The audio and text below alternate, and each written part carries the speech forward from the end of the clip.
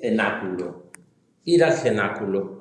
Lo que la Iglesia nos propone el Jueves Santo, los 4 grandes regalos del corazón de Jesús, que son la Eucaristía, tomad, comed este mi cuerpo, tomen y comen, como ustedes han traducido también muy bien en las palabras de la consagración, tomen y comen. La institución del sacerdocio, haced esto en memoria mía. No puede existir Eucaristía sin sacerdocio, ni sacerdocio sin Eucaristía. Por eso las vocaciones sacerdotales deben de estar aseguradas, porque si no, no puede haber iglesia sin la Eucaristía y el perdón de los pecados. Por eso es tan importante la vocación sacerdotal, que no es alguna cosa más, sino es donde se construye la Iglesia sobre la Eucaristía y el sacerdocio, y el perdón de los pecados y los sacramentos. Es verdad que los diáconos permanentes y hacen una labor magnífica y son muy necesarios, no porque falten curas, sino también la vocación tiene su propia valor, aunque hubiese muchos curas. De hecho, donde más ha desarrollado el diaconado permanente es donde más sacerdotes hay. Pues, por ejemplo, en Estados Unidos y, por ejemplo, en Italia, en España, también un buen grupo ya de diáconos permanentes. Y gracias a muchas diócesis, mi diócesis, tenemos diaconado permanente. Yo fui el primero que ordené en Toledo, ya me lo dejó preparado el anterior arzobispo don Braulio y yo lo ordené, y tenemos unos cuantos y otros cuantos preparándose, y tenemos, gracias a Dios, muchos sacerdotes. Pero es verdad que se construye la vida de la Iglesia sobre la Eucaristía y el perdón de los pecados, que es propio de la vocación sacerdotal. Ahí es donde se construye verdaderamente la vocación. El tercer gran regalo que nos hace el Señor, el corazón de Jesús, en la cenáculo, que vamos a ser tarde del cenáculo todos, es el amor fraterno, que es una preciosidad, porque fijaros, lo que dice Jesús es una utopía, es algo irrealizable. Si antes se había dicho en lo que rezamos en las completas, el Shema Israel, que amarás al Señor tu Dios con todo tu corazón, con toda tu fuerza, y al prójimo como a ti mismo, lo cual también significa que el cristianismo no te enseña a aborrecerte a ti, a odiarte a ti. No te enseña a aborrecerte ni a odiarte a ti. Y al prójimo como a ti mismo. Te tienes que cuidar si quieres luego cuidar a tus hermanos. ¿Quién cuida a los cuidadores? De ahí la importancia que tiene que el sacerdote cuide sus tiempos de descanso, de oración, porque si no se acaba metiendo en la vorágine de un trabajo a veces inhumano. Y como decía Jacques Loeco, contaba al Papa Pablo VI en aquellos ejercicios que dio en el Vaticano al Papa. Pablo VI le gustaba mucho los sacerdotes franceses de aquella época y casi todos le dieron ejercicio. Guaillon también le dio, Jacques Loeco, que era dominico belga, también se lo dio. Y él decía que muchas veces había escuchado a sus hermanos sacerdotes: tanto trabajo ha quemado mi alma, ha quemado mi vida sacerdotal. Hay que tener mucho cuidado. Primero, fundamental, como al prójimo, como a ti mismo. Segundo paso, Mateo 25. Señor, ¿cuándo te hemos visto desnudo en la cárcel, enfermo? Cuando le hicisteis a uno de estos mis hermanos más pequeños, a mí me lo habéis hecho. Cada persona que me encuentro en el camino es Cristo. O sea, el segundo grado de la fraternidad y del amor. O sea, no es como si se lo hiciésemos a Cristo, es que me lo habéis hecho a mí. Decían los santos padres, y lo recogen también mucha espiritualidad cristiana, que si creemos a pie juntillo cuando dice el Señor: tomad y comed este mi cuerpo, tomad y bebed esta mi sangre, también nos tenemos que creer a pie juntillo, tenemos que creerlo: cuando hagáis a uno de estos mis hermanos, me lo habéis hecho a mí. Eso lo dice también el texto del Evangelio. Pero lo que dice en el cenáculo es desproporcionado, porque Cristo lo que quiere es que amemos a los demás como los ama Él, con su mismo corazón.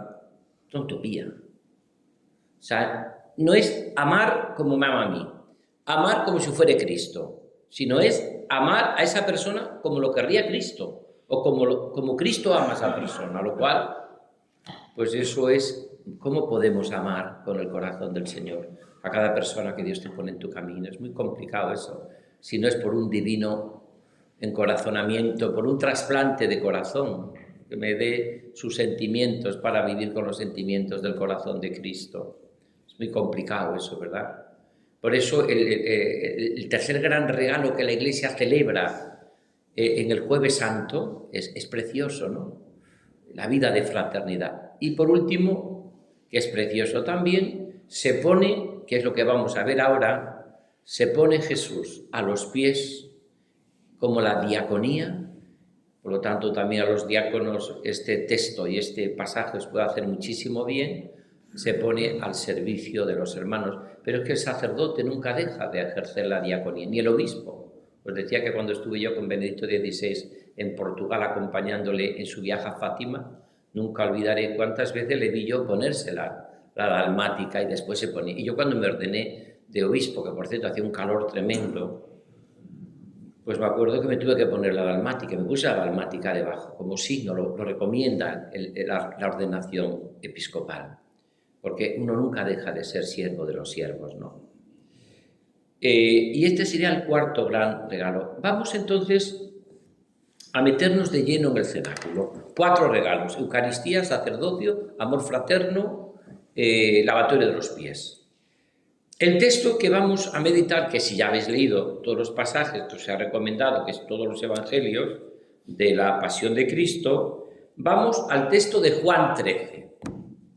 Juan 13, que por cierto, Ignacio en todos sus ejercicios recomienda que leamos la Pasión, y también yo tengo recogido aquí en este, pero que vuelvo a repetir, prefiero hacerlo directamente desde el Evangelio porque da mucho más juego para la meditación de esta tarde que podemos estar, ¿no?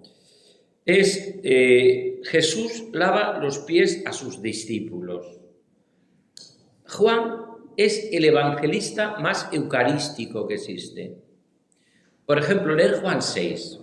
Cuando tengáis tiempo esta tarde, leed el discurso de en Cafarnaúm de Juan 6, que habla clarísimamente de la Eucaristía. Si queréis tener vida, tomad mi cuerpo, bebed mi sangre. Fijaros si habló claro Jesús, que no le siguió nadie después. Entendieron bien lo que dijo, de comer su cuerpo y beber su sangre, con lo que significaba esto para un judío, ¿no? La sangre estaba la vida. Por eso ellos se marchan de Jesús, ¿no? Y es cuando Jesús le dice a Pedro: también vosotros queréis dejarme. Sin embargo, San Juan, siendo el evangelista más eucarístico, no narra la institución de la Eucaristía. Lo narran los sinópticos, Lucas, Marcos y Mateo, pero no narra San Juan la institución de la Eucaristía. ¿Y qué hace San Juan? En lugar de la institución de la Eucaristía, coloca el lavatorio de los pies. ¿Y por qué sitúa? ¿Y por qué esto? Porque en el lavatorio de los pies está expresado lo que es la Eucaristía, está expresado lo que es nuestra vida sacerdotal, está expresado lo que es el amor fraterno, está expresado lo que es nuestro servicio, nuestra vida sacerdotal. Esto está expresado. Por eso, ¿y por qué sabemos nosotros esto que estoy diciendo? Me lo estoy inventando, es una reflexión piadosa, bonita, espiritual, ¿no? Es que la liturgia lo ha hecho. En la plegaria eucarística cuarta, llamada también del Concilio Vaticano II, que fue la que yo hice cuando mi primera misa, la que yo recé, está introducida esa plegaria con las palabras del lavatorio de los pies.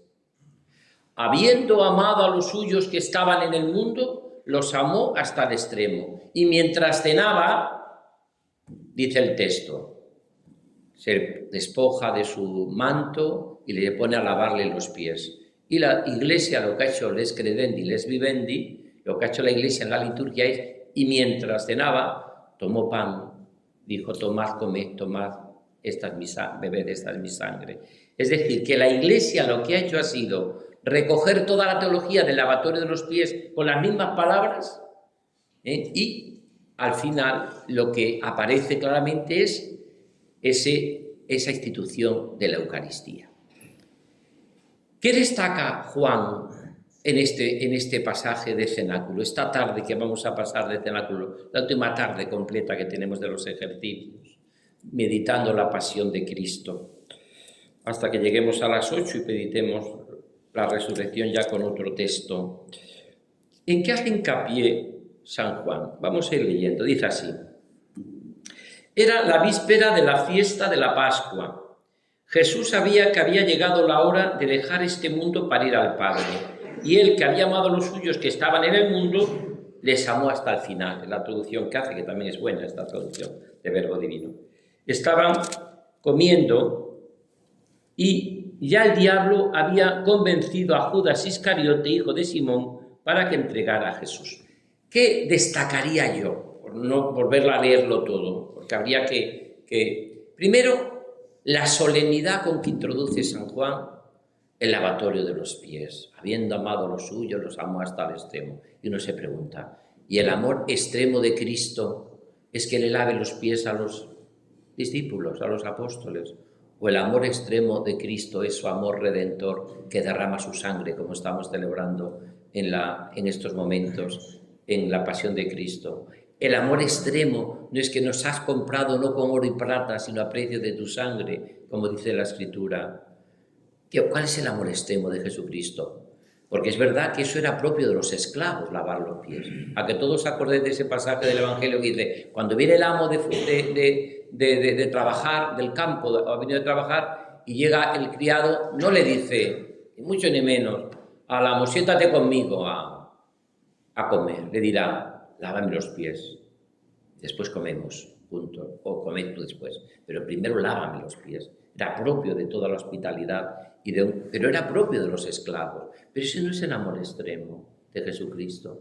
El amor extremo de Cristo es la redención, es entregar la vida, es habernos lavado con su sangre, es habernos comprado no a precio de oro y plata. Esto contrasta la solemnidad con que habla San Juan con lo que luego el hecho. Es imaginaros que yo escribo una novela y digo, aquel hombre que amaba con locura a aquella mujer, que la quería como no se puede querer a nadie, con un amor de entrega, estaba totalmente deslumbrado de ese amor, la amaba con pasión, en un gesto de amor único, en un gesto de entrega, de amor, de generosidad, se levanta y le prepara un café.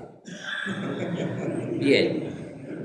Pues habéis dicho, menuda introducción para que le prepare un café, aunque es bonito y es precioso, ¿no?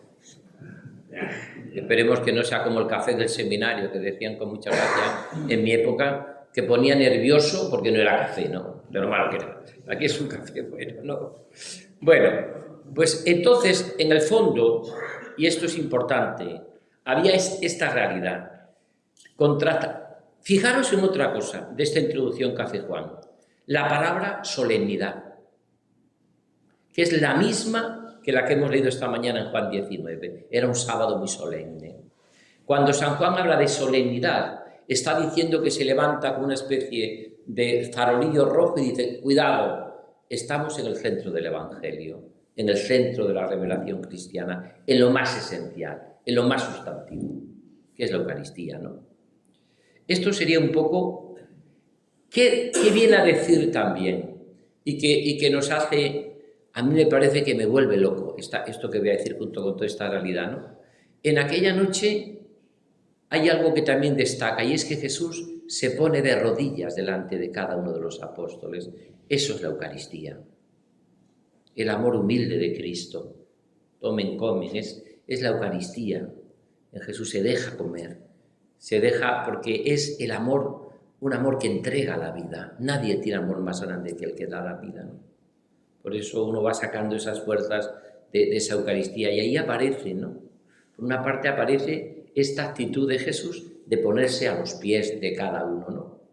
Que a mí me parece que es precioso. ¿Qué más hace hincapié San Juan? Si lo vais leyendo, pero como yo os he dicho que lo estuviese leyendo durante todo el día, todos estos pasajes de la Pasión de Cristo, hay otra cosa que a mí destaca y es que Jesús entrega su cuerpo y su sangre la noche de la Pasión.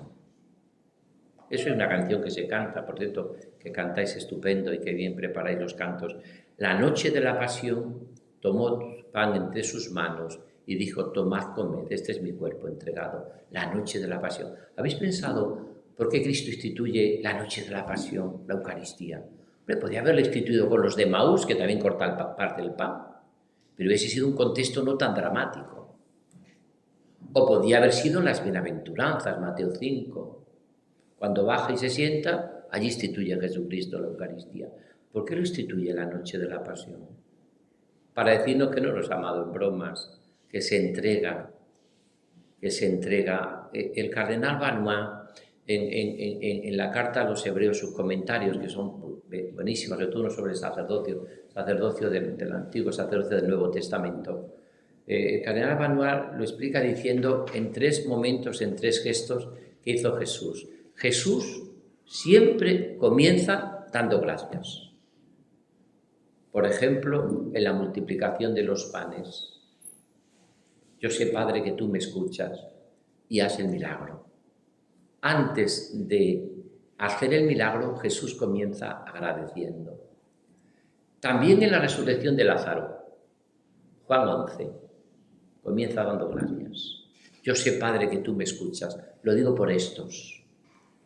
Y ahora, sobre todo el momento cumbre, en la institución de la Eucaristía y del sacerdocio y del amor fraterno. Ahí Jesús comienza dando gracias. Comienza dando, antes de nada, convierte su muerte, su pasión y su resurrección en una acción de gracias. Lo cual es una maravilla, ¿no? Él se pone de rodillas la noche de la pasión, tomó pan entre sus manos y dijo: tomad, comed, este es mi cuerpo entregado. Esto sería como la introducción, los preámbulos al lavatorio de los pies. Y ahora viene que Jesús empieza a lavar los pies, y en el contexto del cenáculo hay 3 tipos de sacerdote. Hay 3 maneras, como veíamos en la parábola del hijo pródigo. Veíamos, o como lo veíamos también en la del buen samaritano. ¿Cuáles son los 3 personajes que aparecen en Juan 13? Primero, Juan el Evangelista, discípulo a quien Jesús amaba, que volveremos a retomarlo esta noche para introducirnos a la resurrección de Cristo. ¿Quién era más además de Juan? Judas, el mayor sufrimiento de Jesús en la pasión. Y que todos tenéis experiencias, como tenemos los obispos, ¿no?, de personas a las que amamos y delante de nuestras narices se han hundido sin poder hacer nada. Son lo que se llama en psicología y en espiritualidad también los edificios ruinosos, las fachadas ruinosas. Parecen que la fachada está bien, mantiene la fachada, pero el edificio está en ruinas. Es el gran sufrimiento de Jesús en la pasión Judas, ¿no? Gran sufrimiento, lo vamos a ver. Y el tercer personaje es Pedro. Pedro es el gran sufrimiento de Jesús. Dicen que hubo una cosa que nunca perdonó Pedro a Jesús. ¿Sabéis lo que fue? Exactamente, que le curase a su suegra. No lo perdonó nunca. No perdonó nunca que curase a su suegra. Decía un amigo mío, también con mucha gracia, que Pedro tenía arranques de caballo francés y parada de burro manchego, ¿no? Unos arranques y unas paradas, lo que no han dado. Que nos pasa a veces también a nosotros, ¿no? Tenemos arranques de caballo francés y parada de burro manchego, ¿no?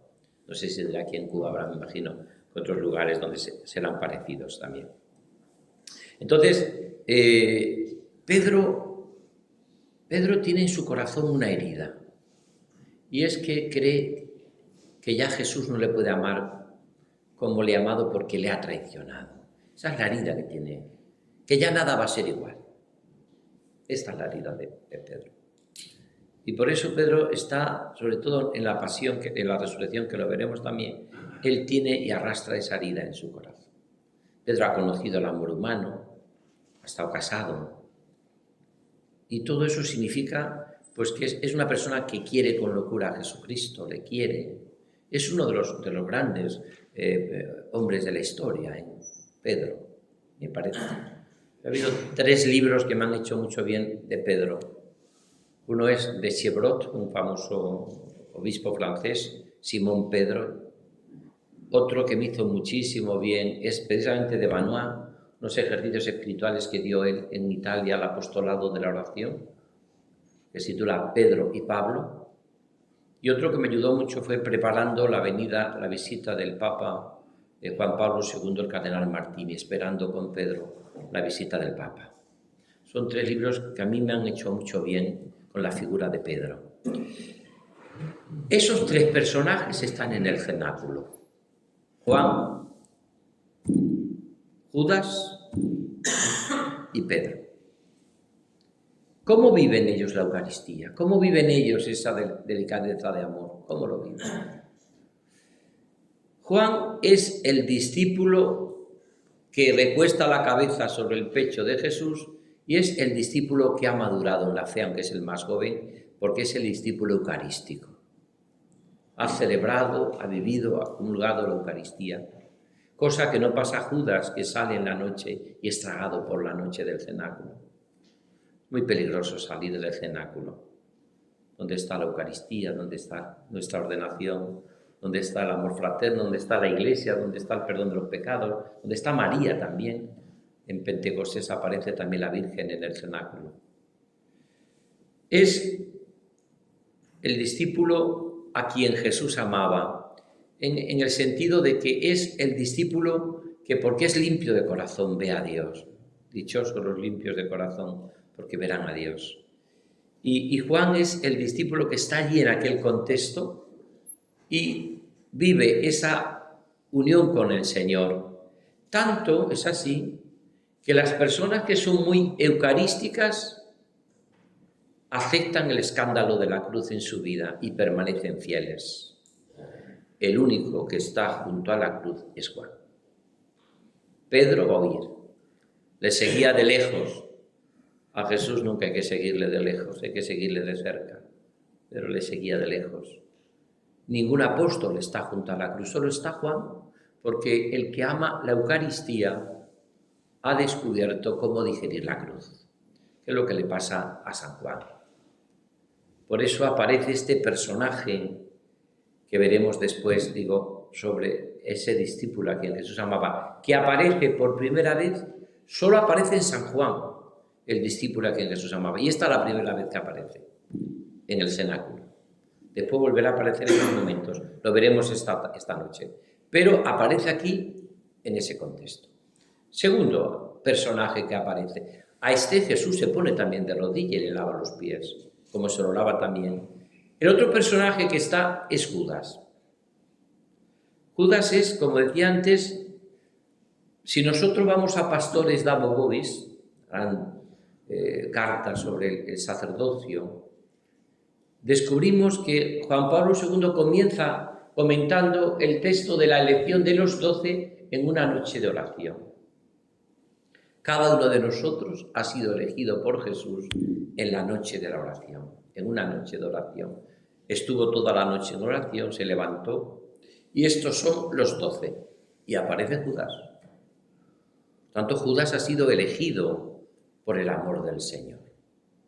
Segundo, nadie sospechaba que Judas iba a traicionar. Nadie. Si hubiese sido así, cuando nadie preguntaría quién te va a condenar o quién te va, pues quién va a ser, pues Judas, se lo veo clarísimo, este es Judas, te va a condenar es Judas, que te va a traicionar va a ser Judas, segurísimo, lo sabemos todos, no sabe a nadie.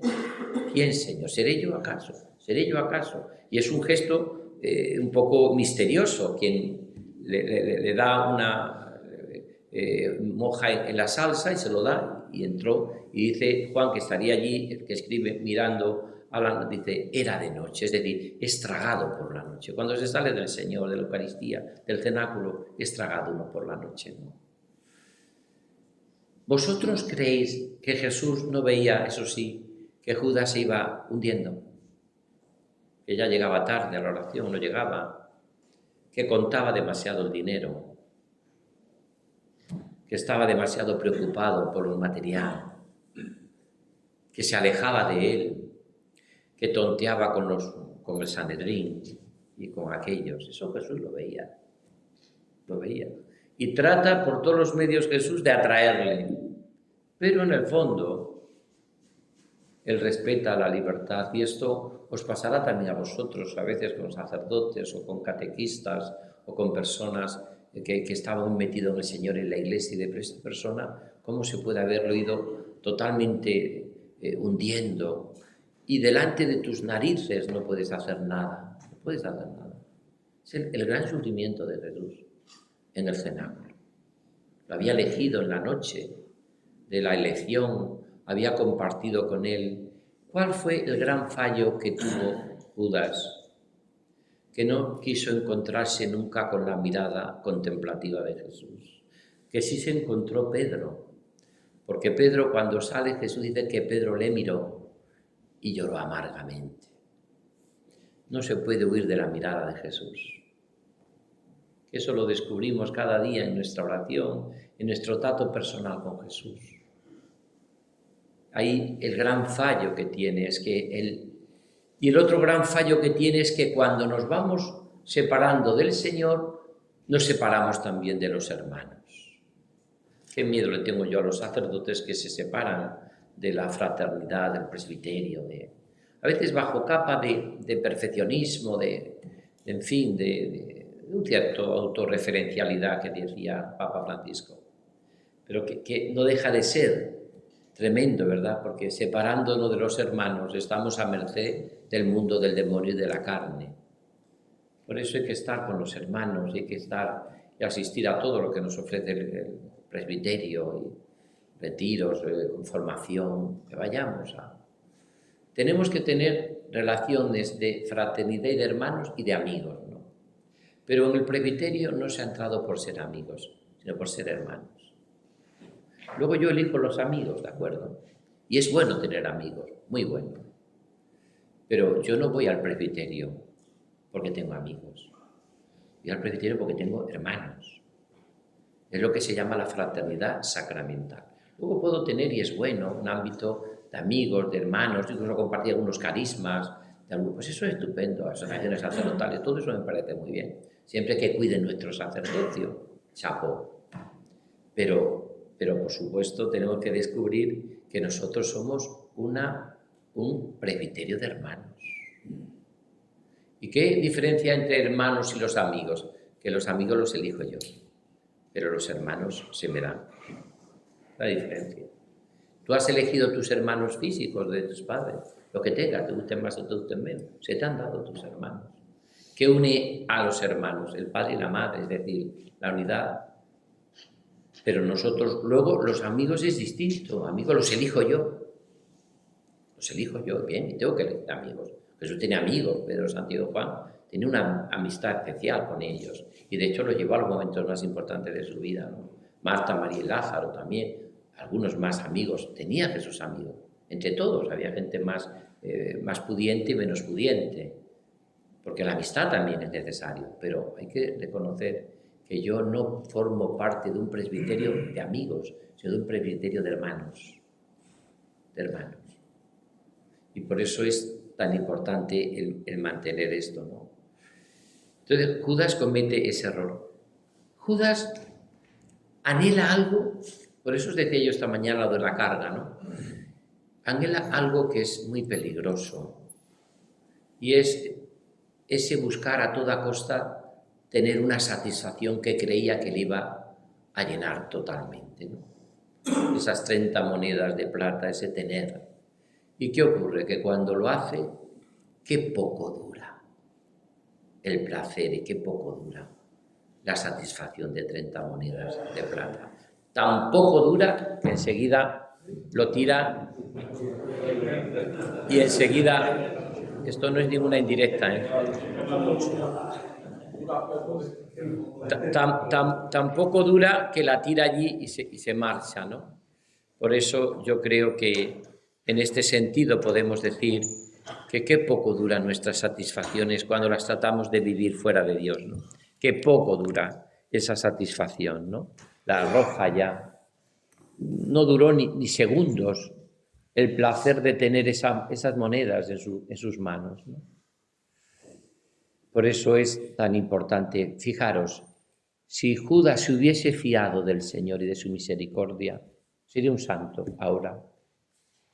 Es verdad que la Iglesia, Jesús llega a decir que ojalá no hubiese nacido, ¿no? Pero es verdad que la Iglesia no ha definido quién está condenado, solo ha definido quiénes están salvados, que son los santos y los beatos. Lo ha definido, ¿no? Pero no ha definido quiénes están, no hay una lista de condenados. Es verdad que lo que dice Jesús sobre Judas es tremendo, ojalá no hubiese nacido, ¿no? Ojalá que escandalice, bueno, tantas y tantas cosas que dice Jesús, ¿no? Pero es verdad que no hay una definición, una lista de los condenados, como sí la hay de los salvados y de los intercesores en el cielo, ¿no? Pero fijaros en una cosa que os digo, y lo digo sabiendo, si nosotros nos fiamos del Señor y de su misericordia, y si alguna vez, fiándote constantemente del Señor y de su misericordia, piensas que estás condenado, habiéndote fiado del Señor y de su misericordia, despierta, que estás dormido, que estás soñando. Una persona que ha confiado en la misericordia de Dios hasta el final, que se ha dejado mirar por Él. Su lugar no es la condenación. Si uno de verdad se fía totalmente del Señor y de su misericordia, si algún día piensas, pero tienes que confiar hasta el final. El límite de la confianza en Dios es confiar sin límites. En el fondo lo que estoy diciendo es lo del buen ladrón y el mal ladrón. El mal ladrón, ¿qué pasó? El ladrón malo, pues que persistió en lo suyo. Un apóstol, Judas, se convierte en ladrón. Un apóstol, Judas, sí, se convierte en ladrón. Un ladrón, el buen ladrón, se convierte en un apóstol. Hoy estarás conmigo en el paraíso. Jesús canoniza al buen ladrón. ¿Y por qué le canoniza? Porque hasta el final, en esa mirada de Jesús, en esa bondad de Jesús, ha descubierto algo tan precioso como es la misericordia del Señor. Por eso no lo olvides nunca. Si te has fiado toda tu vida de su misericordia, de su amor, si lo has hablado, lo has vivido tal y cual, si algún día piensas que estás condenado, despierta que estás dormido, que estás soñando. Porque no puede ser que Dios permita jamás que una persona que ha confiado plenamente en su misericordia y en su amor, en su corazón. Otra cosa distinta es que confíe en sus propias fuerzas, ¿no? Por supuesto que eso no exime absolutamente nada de que cumpla los mandamientos y no estás exento de vivir con la coherencia lo que te has comprometido en tu vida sacerdotal. Pero el tema de Judas es ese, ¿no?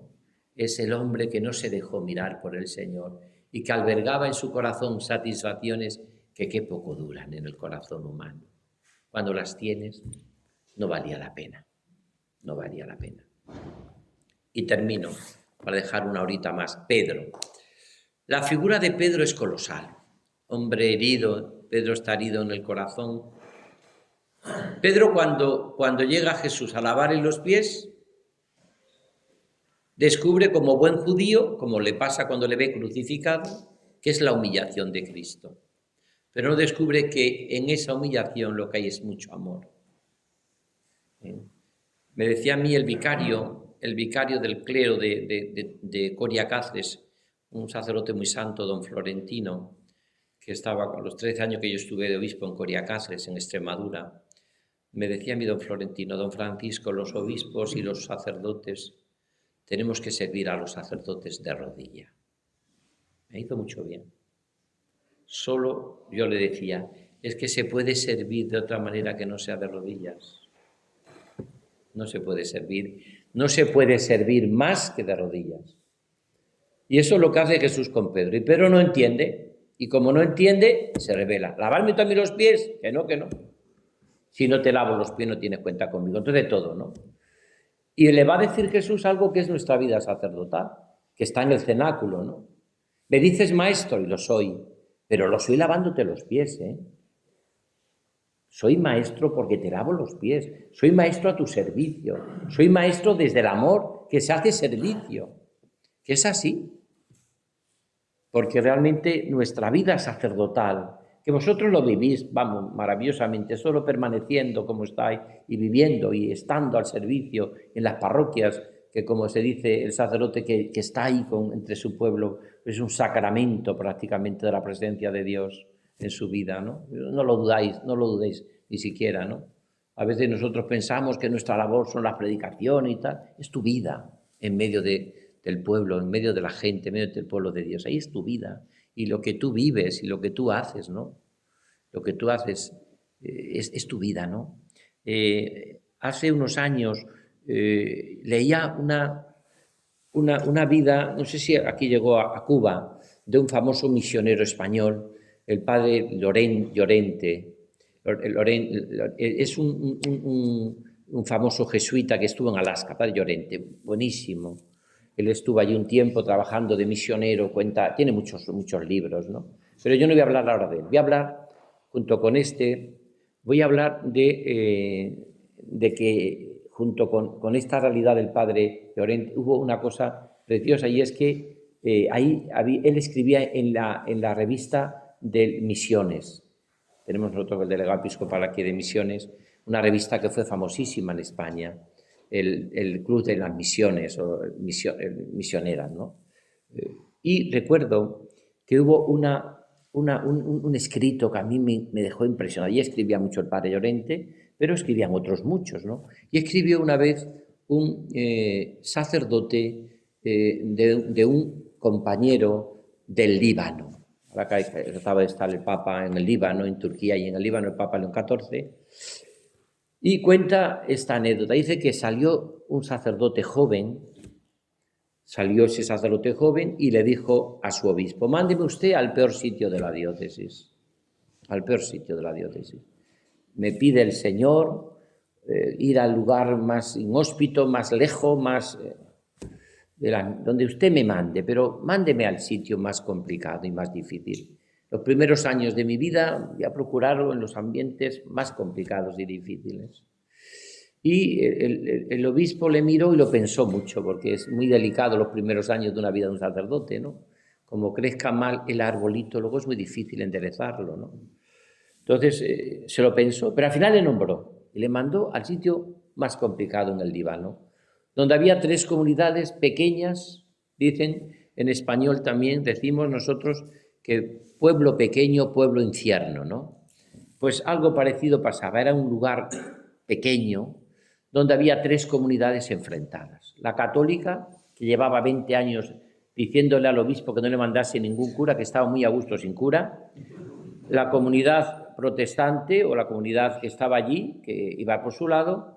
Había también una comunidad, creo que de ortodoxos, que le interesaba poquísimo tal, y una comunidad musulmana en aquel lugar, ¿no? Y entonces fue, en efecto, este sacerdote joven va allá, llega ya a la parroquia, estaba abandonado todo. Enseguida un telegrama, estamos hablando de los años 50, cuando escribía el padre Llorente, 50 y tantos, antes del concilio, claro.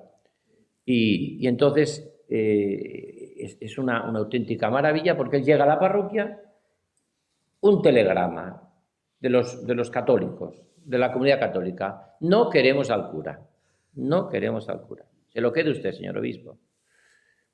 Pero él va a la parroquia, toca las campanas, está allí, no lo recibe por supuesto nadie, reza, y todos los días celebraba la Eucaristía, todos los días. Hacía su oración, tocaba las campanas, nadie iba a la iglesia. Y por las tardes empezó a ir a las 3 comunidades, las 4 comunidades, todas le daban con las puertas en las narices: no queremos.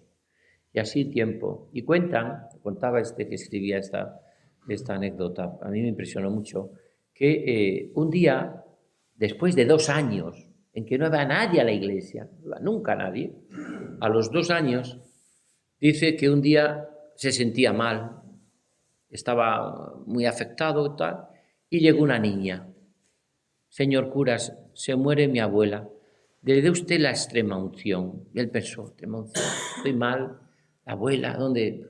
Se fue, le dio la extrema unción, sería la unción de enfermos, y cuando llega a la iglesia cae muerto.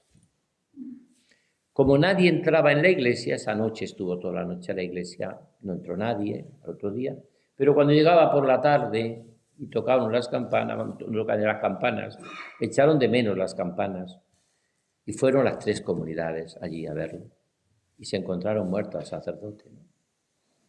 Eso es permanecerse en mi amor, ¿no? Y es impresionante, porque es verdad que esto es heroico, yo entiendo que no se lo puede exigir a todo el mundo, claro. Y dicen los que estaban allí: vamos a meterlo en la caja y vamos a pasearlo por todas las comunidades del pueblo. Nosotros que le hemos cerrado las puertas, vamos a abrirle las puertas. Lo decían los musulmanes, los ortodoxos y también los católicos, ¿no? Y al final, pues le enterraron. Y termina así, que es impresionante. Actualmente, esta parroquia del Líbano es la más fervorosa de toda la diócesis, por un sacerdote que entregó su vida y permaneció allí en medio de aquellos hombres, de aquella gente, ¿no?, que no le quería en ese sentido, que a veces es verdad, no le quería, pero es la parroquia más fervorosa, ¿no? Y contaba, ¿y qué es lo que hizo este hombre? Quererlos, amarles y darles la vida por ellos, darle a Jesucristo como hacéis todos vosotros, entregar la vida. No tengo oro ni plata, pero tengo a Jesucristo, ¿no?, aun sabiendo muchas veces las dificultades que esto lleva consigo, ¿no? Pues Pedro tiene que descubrir esto.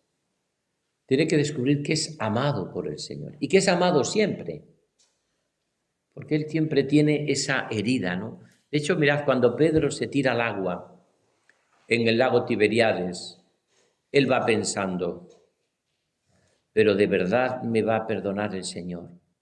¿O me va a echar en cara lo del gallo? Y me va a decir, ¿qué quiere aquí? Y yo lo voy a entender, claro.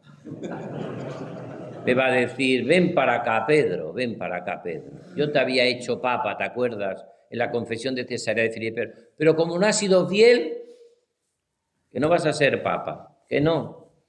Te quito el papado, se lo di a Juan, que estuvo junto a la cruz, y a ti te hago vicario coadjutor de Tordesillas, el pueblo más pequeño de la diócesis. Te manda Pedro allí de coadjutor a Galilea, a Caná. Pues el Señor le mantuvo, porque los dones de Dios son como Santa Rita, Rita, lo que se da no se quita. Él sigue manteniéndonos en lo que nos da. Porque aunque yo permanezca infiel, Él permanece fiel, lo dice San Pablo, ¿no? Pero en el fondo esa es la herida de Pedro, que va a tener en el lavatorio de los pies, lo va a tener siempre. Y que puede tenerlo un sacerdote. Me quiere el Señor a mí, con lo que muchas veces yo le he fallado. El texto que citábamos de San Juan María Vianney, que está dedicado a esta casa, al cura de Ars, ¿no? Otra vez, Señor, te la he hecho, no te fíes de mí. Otra vez te la he hecho, otra vez. Pero en vez de tener esa idea de pasar la vida con la amargura, me levantaré, iré a mi Padre, volveré con su misericordia, creeré que su amor es más fuerte que mi pecado y mi debilidad, y lucharé por ser fiel a los proyectos de su corazón que subsisten de edad en edad. Pues esto es un poco lo que yo creo que podíamos ahora tener en estos momentos de oración para que podamos hasta las 5:30, que tengamos la Eucaristía, podemos sacar esa hora de oración en este momento ya de cenáculo, en este momento de los ejercicios espirituales, que es el dolor con Cristo dolorido, quebranto con Cristo quebrantado, pena y dolor que Cristo por mí se entrega a la muerte y una muerte de cruz, pero siempre desde ese amor de predilección que tenemos los sacerdotes. Incluso en la pasión nos entrega, la Virgen se lo entrega a un sacerdote que es Juan. Nosotros tenemos una paternidad, un cuidado especial de María, porque Cristo entrega a María, se lo entrega a Juan, el sacerdote, que es ordenado, que es obispo, que está ahí, se lo entrega a Juan, que ha recibido el orden, ahí se lo entrega a María, ¿no? Hay una canción de la hermana Glenda muy bonita, si quieres ser discípulo amado, tienes que acoger a María en tu casa, ¿no? Como hace Juan, María en su corazón, como necesario para el apóstol. La Virgen es necesaria para ser pastor. Ella nos ayuda y nos estimula a seguir adelante.